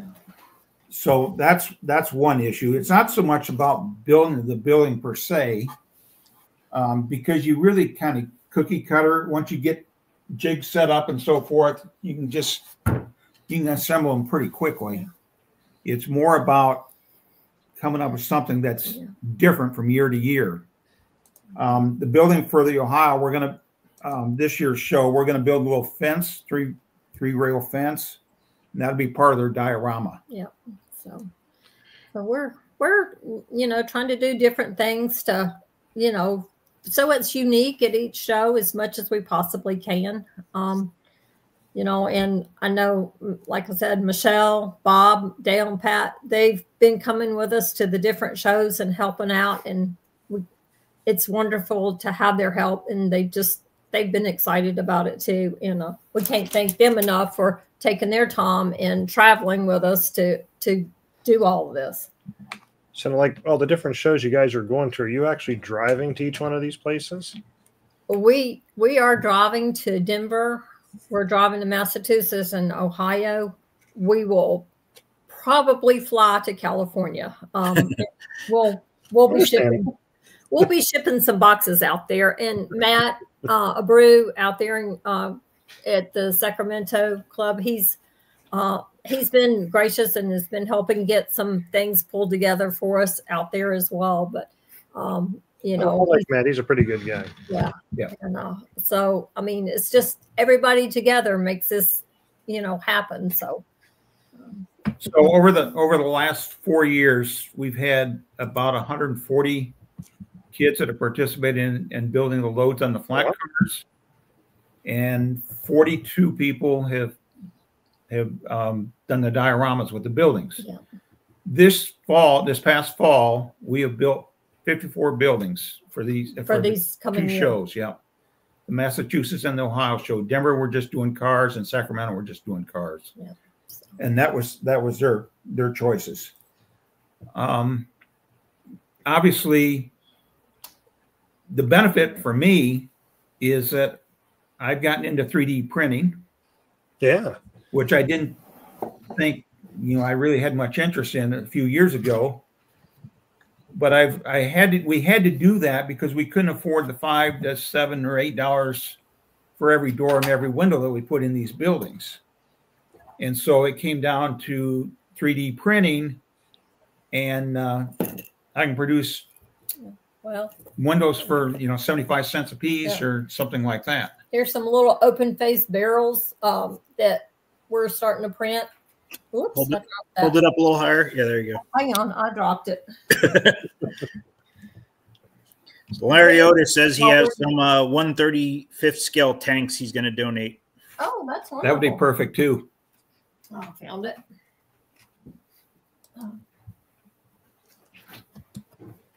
And there's a lot of people saying thank you for what you're doing for the hobby. See, here's the little open face. Yeah. With 3D print. Here's the cargo boxes I build. I'm actually building, I can't tell you how many I built in the past, but I'm in the process of building 200 of them for this year. I take some of the scrap lumber from building these other things. I build little pallets. I build little bitty crates. It's impressive in general that you guys were doing this program, but the fact that you put all the time in behind the scenes to, you know, construct everything, you know, you're printing out the windows and doors for them. I mean, you guys are putting a lot of time and effort into it. Yeah. And it's all for promoting the hobby for kids. Yep. Exactly. You sit there and say, well, you can't find little buckets that are affordable. So I found some little wooden flower pots that that's affordable. So I take them and spray paint them. Then I drill little holes and put the little pail hangers on there. So whatever various things. We've been doing some 3D printing, some little reels that kids can wrap stuff around and put on there. So any idea that we can come up with, that we can think of, that is safe for children, we're trying to do it. I think the other thing is it's going to be interesting to see at the Northeast show this coming May, how many of the children that participated last year show back up this year. Because one of the things that we have struggled with greatly is how do we track the impact that we may or may not be having. And I've talked to Charlie Rowe about that several times. He told me, don't worry about it. He says, you can't track it. It's going to be hard to track. He said, it's still about planting the seed and watering it and see what sprouts and grows over a long period of time. Yeah.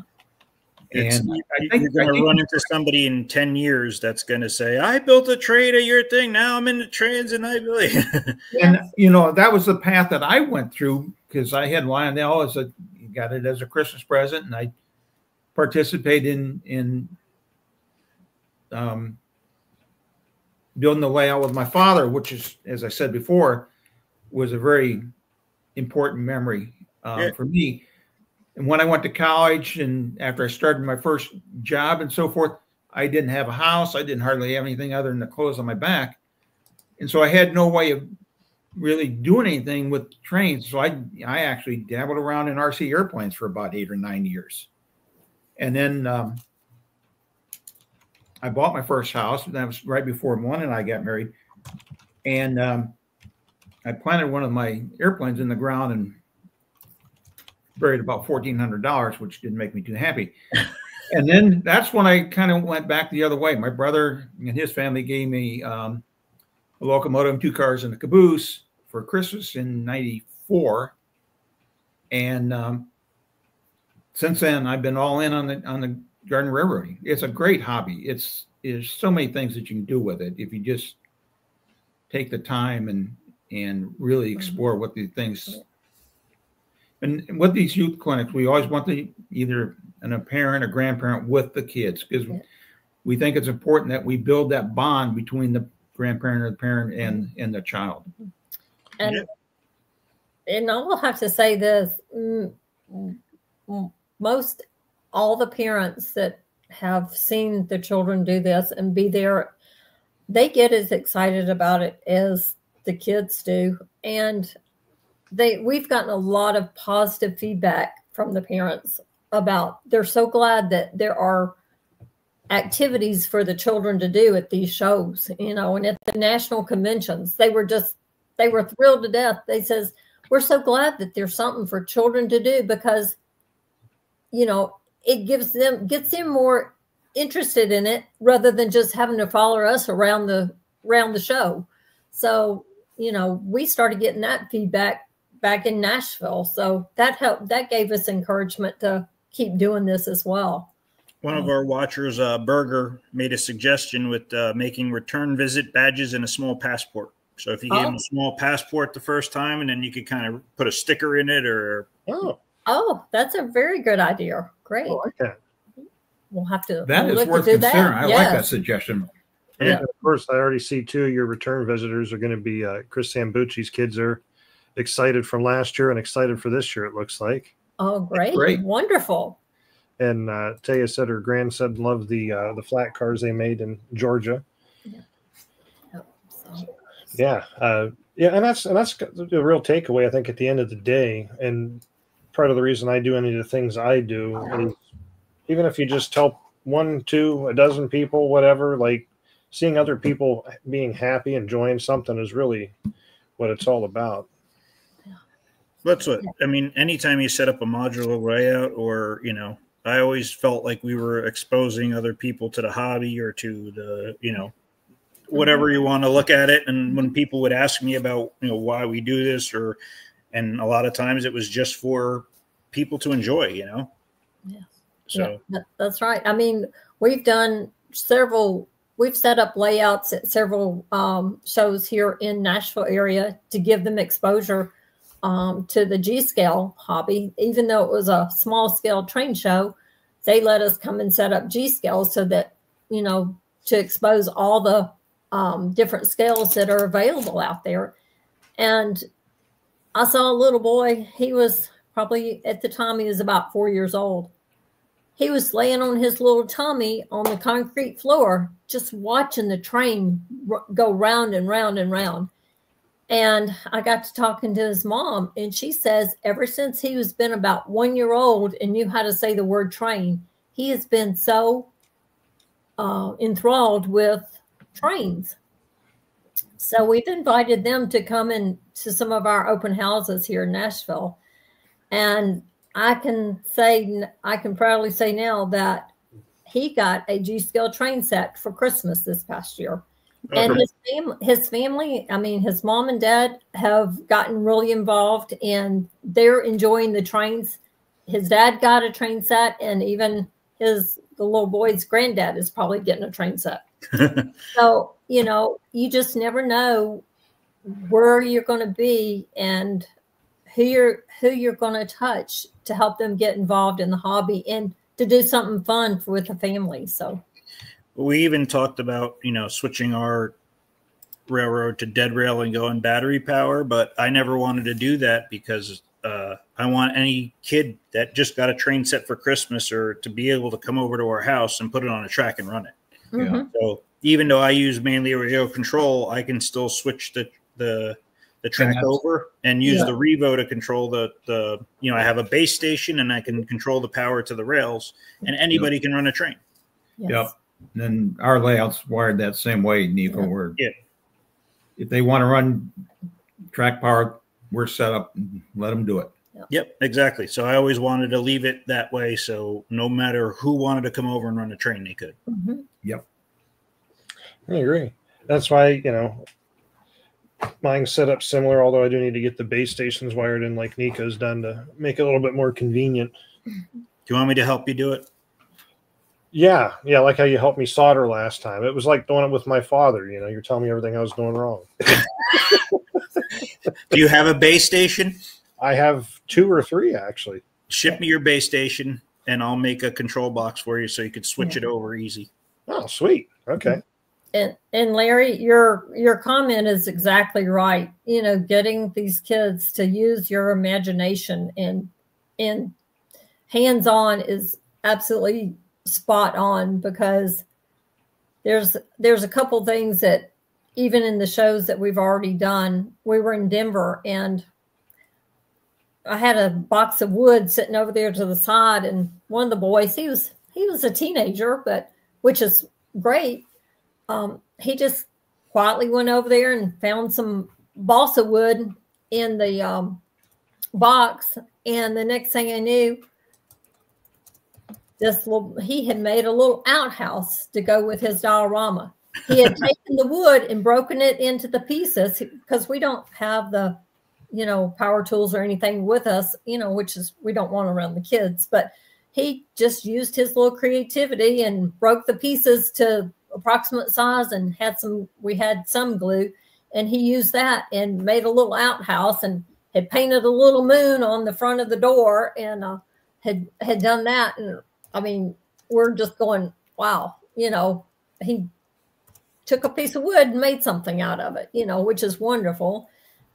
In California, one little boy took some different pieces of wood, and his little load on his flat car was getting taller and taller and taller, and he had taken some dowel rods, and he had some little animals, and I asked him, I said, that's really cute. I said, what are you doing? He says, I'm building Noah's Ark to ride on the flat car. Yeah.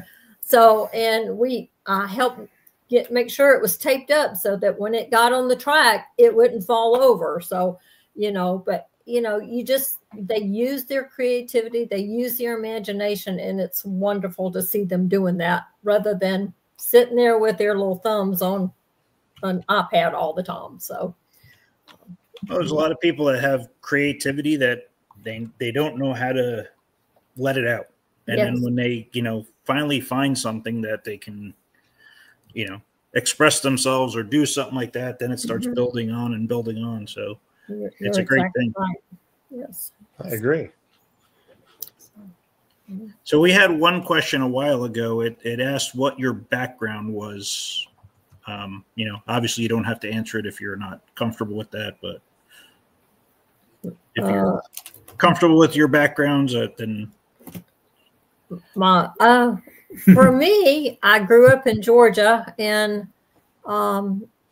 my dad loved to do hunting and things like that, and we like to be outdoors and go camping, and you know, always some of my most fun times were doing things outside and playing games and things like that. I really had never been exposed to G-scale trains until I met Steve, but you know, growing things in the garden, and that's where I kind of started helping with the landscaping in our garden railroad, just because I enjoy being outside and doing things. And we weren't we never had children, but I've always loved children. So this is, I guess, in a way, another way for me to give back to kids that we've never had. So That's awesome.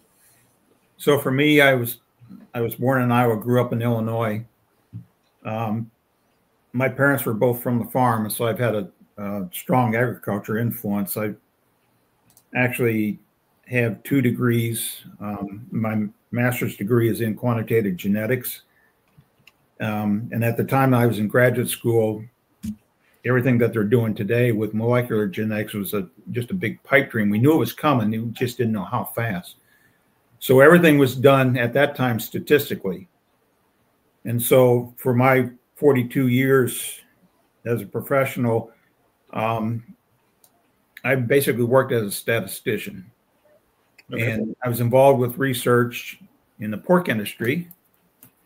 And when I made my job change, let's see, that would have been in 98, or actually late 97. I then became a research manager for the company that I worked for 21 years. I had about 6 direct reports and so forth. I managed about a $2 million research budget to demonstrate the value of our products. I've been retired for 5.5 years. It's the best job I've ever worked. Retirement? It is. I don't have any bosses. Well, you got one on the. Yeah. That's not the boss. That's a project manager. So that's why we're able to do what we're doing with the Making Trains Fun too, because we do have the time to do it. Like I said earlier, it's a way for us to give back to the hobby that has given us so much enjoyment over the years. It's fun, and we get a lot of personal satisfaction when we set these up at these shows, the conventions and the shows. And I stand back and we put one of these buildings at each one of the stations for the kids before they actually sit down. And you look at that and you say, wow, we actually did all this. It's very rewarding for us. Yeah. And some people say, why you do this? You don't know you're going to influence anybody. Yeah, well, that's the chance that you take. But we got to do something to get people involved in the hobby. Yeah. And the reward for me is seeing these kids having fun, the smiles on their face, and the parents and enjoying what the kids are doing. Absolutely. That is what. That's the whole reason I enjoy doing it. And we're also trying to make it even educational. Like as an example, at the Northeast show last year, when they were doing the flat cars, we weren't putting any of the grab irons and the stirrups on the cars. And one of the parents said to me, what are these and where do they go? So that made us realize that we need to try to make this a little more educational than we've done in the past, which also becomes a little more of a challenge for us too. And so, we told them this is what you do and this is why they were on the cars and what their purposes are. So you're also dealing with people that are not very familiar with railroading and the hobby. Yeah. And one other thing that we've done too is Steve wrote up a little document. It's about 8-9 pages on basic garden railroading. So how you get started. Yeah. How to get started in it. So when we're at the shows on our little survey, we try to figure out, have you been involved in G-scale railroading? And if not, do you want more information on it? And 9 times out of 10, they say they do want more information on it. So we get one of these little handouts and give it to them. And it talks about the track, the different types of track, and, various things with it, steam, and diesel. And we provide a list of, we give them a list of vendors on the last page with their websites and things like that. So it helps them get started. And I've also, from the surveys, I've given the names and the contacts of people that haven't been involved in it to the local Garden Railroad clubs so that they can reach out to them and, you know, hopefully encourage them to come join some open houses or whatever. Yeah, that's the best way to do it. And, you know, get them involved and get them. And I always tell people that, you know, start small, even if you get a circle on the ground and then expand. You know, some people I've seen grown people that, you know, oh, I'm going to do this and it's going to be 900 miles long and it's going to go through the trees and up this and over there. And then, you know, 7 years go by and they still have like 50 feet of track down. They never run their train and then they start losing interest. And I think that's exactly right, Nico. The other thing I tell people is none of us have the money, or most of us don't have that kind of money to build a real large layout to start with. Yeah. We build it in sections and we work on one section, get it pretty well where we want it. If we want to have more, we add on to it, because the cash outlay, we get it. The cash outlay in the hobby is deep. And that's unfortunate, but it is. And I think we got to make sure that they understand it's expensive, but don't think you have to do it all in one big swoop. Yep. You can do it small. And the other thing too is it doesn't matter whether it's big, small, little, or gigantic. It's more about what you want and what brings you enjoyment in the G-Scale hobby. Exactly. You know. And I was talking about both you guys. So, you know, even my brother, that he's not in the G-Scale hobby himself, but he tells his friends about it, you know, and he's had, and some people have come to the national convention because word of mouth, you know, and but he lets people know about it as well. So you just never know when you're going to touch somebody, and through other people too. Yeah. Like I said, always just start getting something running. That's the biggest thing. Get a circle down and get it running. And then while the train's running, you could start expanding and then reconnect to that and make another section and expand again. But you know, I see so many people, they buy for 30 years, never build a damn thing. And then you see it in the back of somebody's truck. Oh, I just picked up another collection. Yeah, exactly. Yeah. So Andrew, I'd like to do a giveaway. All right. And let's do the building that's going to go to Massachusetts. Okay. And I will finish it up. It's not complete yet. I mean, there's a lot of sanding, and we'll get it stained and roofed and all that kind of stuff. Yeah. So it'll be a week or two. I need some warm weather is what I need. And we can't seem to get any of that right now. All right. Well, I'll put that up there. Folks who would like to enter the giveaway, put #fun in the chat. So what's the age cutoff for making trains fun? Like, can I come over there and build a building? Sure. Oh, yeah. Normally it's about ages 6 to 15, 16, you know, somewhere along there. Robbed again. What if you're mentally 16? Is that? Everybody's 16, Nico. My dad was old even before he was old. He was in his 50s and 60s when he was in his 30s.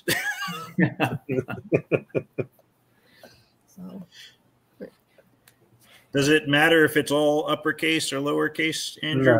No. Okay. As long as it's a hashtag, no space, fun altogether. Okay. I just saw some people had all over the place. I was trying to think what to make the hashtag, and like spelling the whole thing out would have been a bit much. I'm like, it's all about fun, so let's just go with fun. Yeah, that works. That's what it's all about. It is about having fun. Well, I do applaud what you two do, and I didn't get a chance to meet you last year, but I will definitely make a point of coming over and saying hello this year. Yeah. Well, thank you. Thank you, Nico. Yeah, appreciate it. And actually, I will be handing you a box of stuff too. So okay, thank you. He was running around like a madman last year. We can understand. You know, I just want to take this opportunity to thank everybody that has helped us. I mean, there's been quite a few people to help us, and anybody that wants to help us in the future, we greatly appreciate it. But Andrew and Nico, thank you for having us on to help us spread the word of what we're trying to do, and to get more people involved and having more people having fun. Yeah, that's what it's about. Yes, it is. Too many things to be serious about in life. Yeah, you know, we all need our escape from reality, and you know, we shouldn't take that away from people. Yeah. If anything, we should give them that escape. I have a train video, and I think it was from the Cincinnati area, and the one guy's getting interviewed, and he's like, "I'm the mayor of my own little town, and nobody argues with me." Oh, that's wonderful. So, yeah, I mean, we enjoy it. My son enjoys it. My wife enjoys it. You know, my daughter enjoyed it when she was smaller and put out all the people and stuff. But yeah, I mean, it is truly can be a family hobby. Yes, it is. Absolutely. And I just want to invite anybody that comes to any of these shows, please stop by and just take a look at what these children are doing during the clinics. You know, we always welcome. We just love it when people come by and see what they're doing. Absolutely. And I see, let's see, there was something in there. Nashville 2027. Oh, yeah. Ken Miller. Yeah. Asked you guys to say something about the 2027 NGRC, which I'm going to try my best to make too.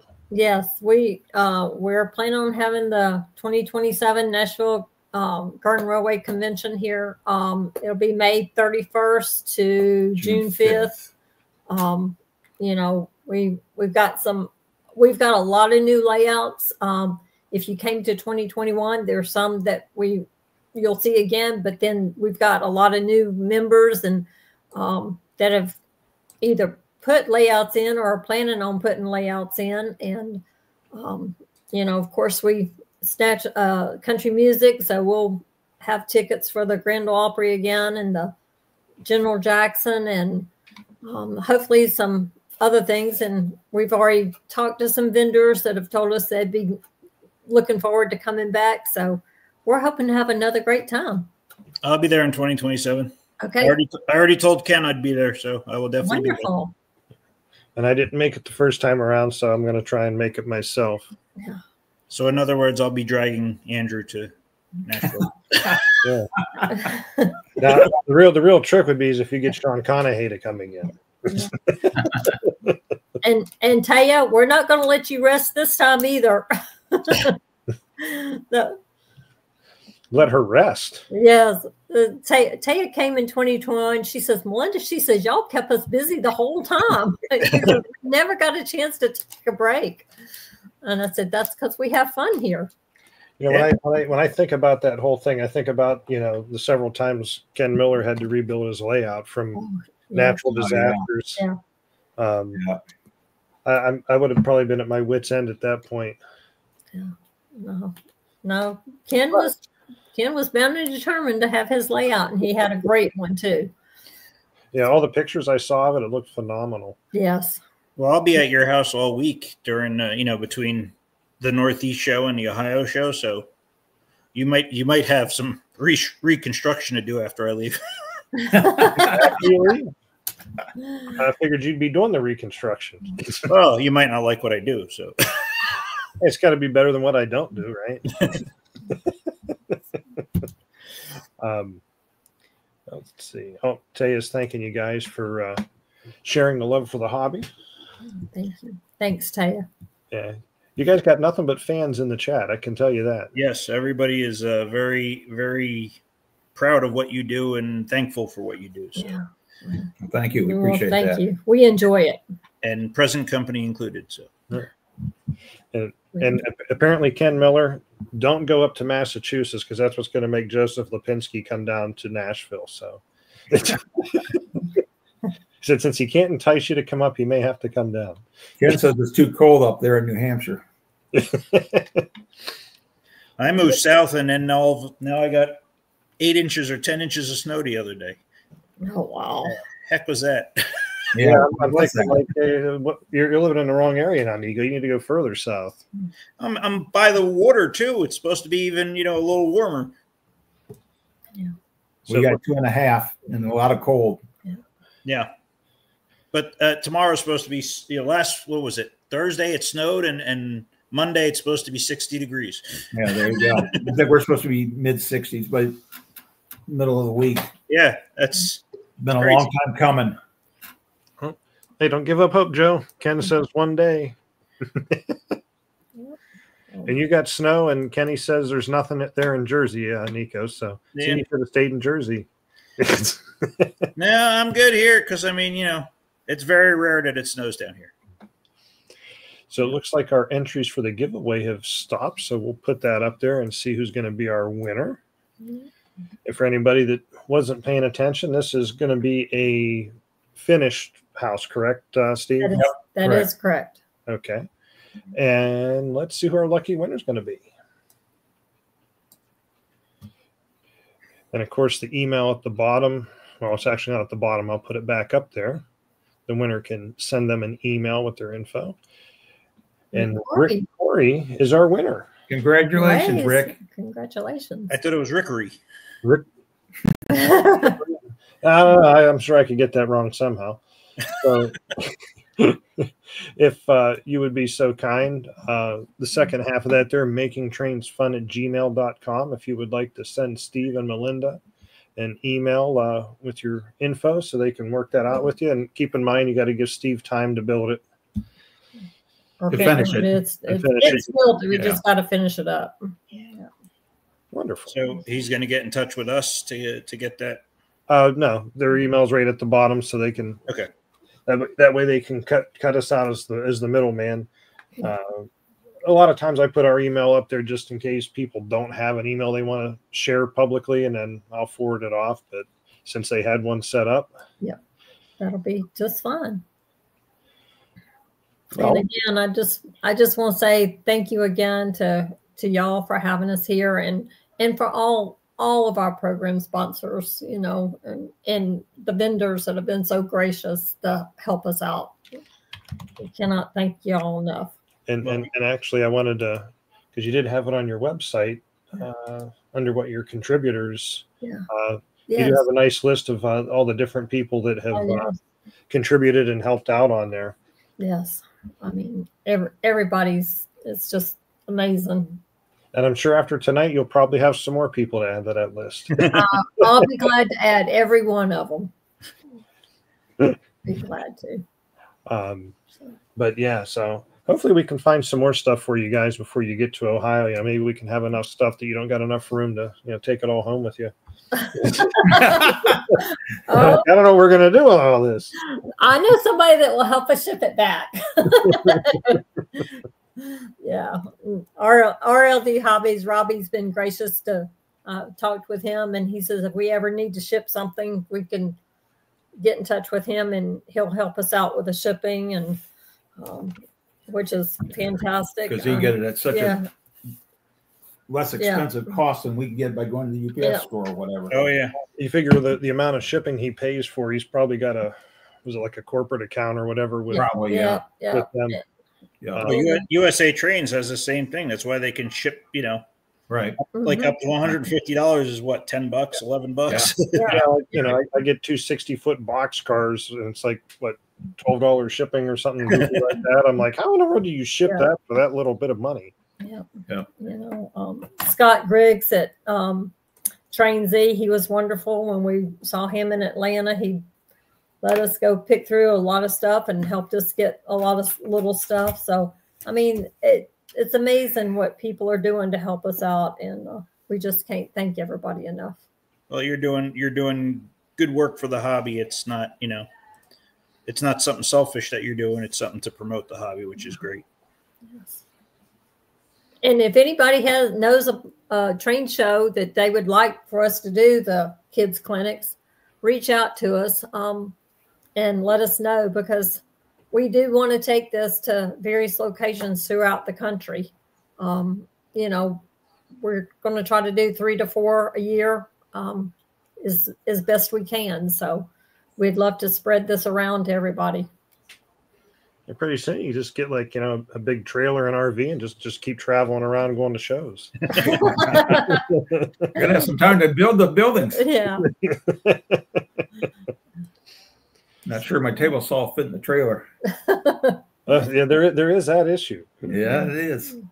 I like when I asked you if your kits were all, if what you were building was all laser cut, and you're like, yeah, with my table. So Yeah, exactly. But I still have all my fingers, so Yeah. that is the key, keeping those digits attached. Yes. Yeah, I've had a couple close calls.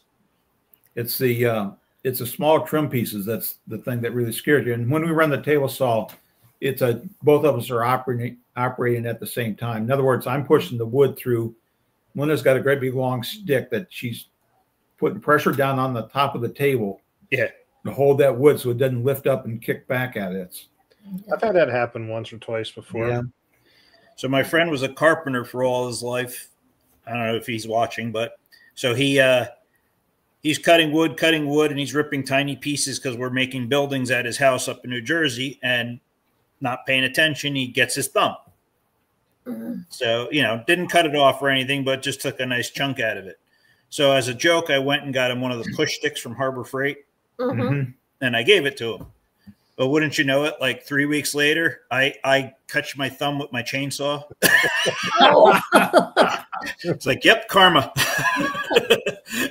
You need to go buy a saw stop. Yeah. I see Taya's asking, how do you donate money? You guys, I imagine, don't have like a PayPal donate thing or anything set up? We've been wrestling with that issue a lot, Andrew, is whether we need to set up a nonprofit. We've gotten comments from various people. Some say yes, others say no.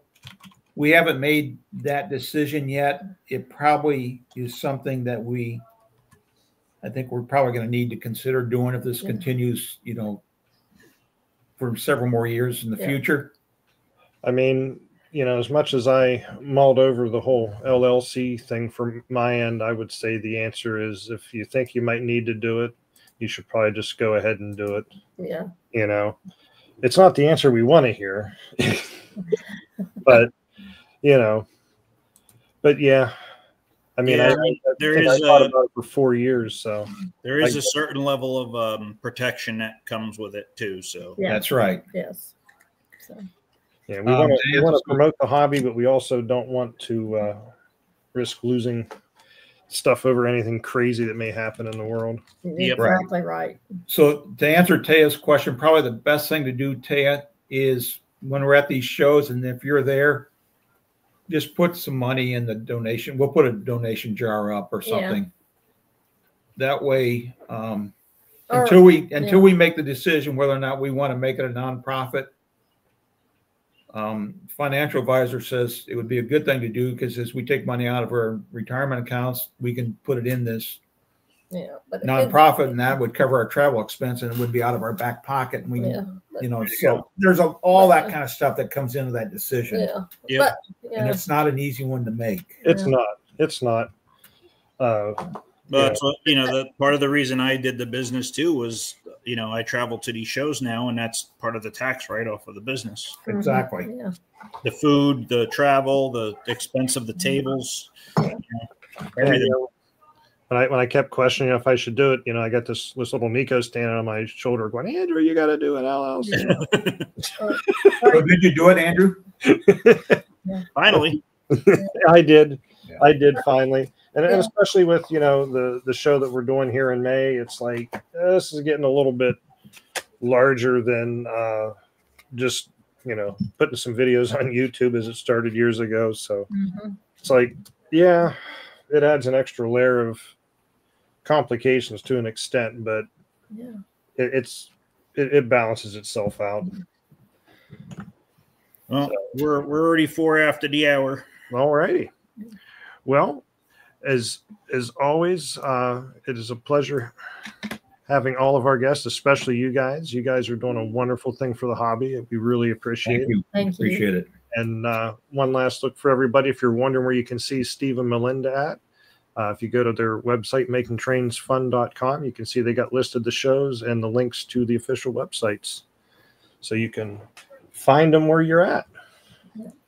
So thank you again, guys. It's been wonderful having you, and everybody. Appreciate the invitation. We look forward to seeing everybody at these shows.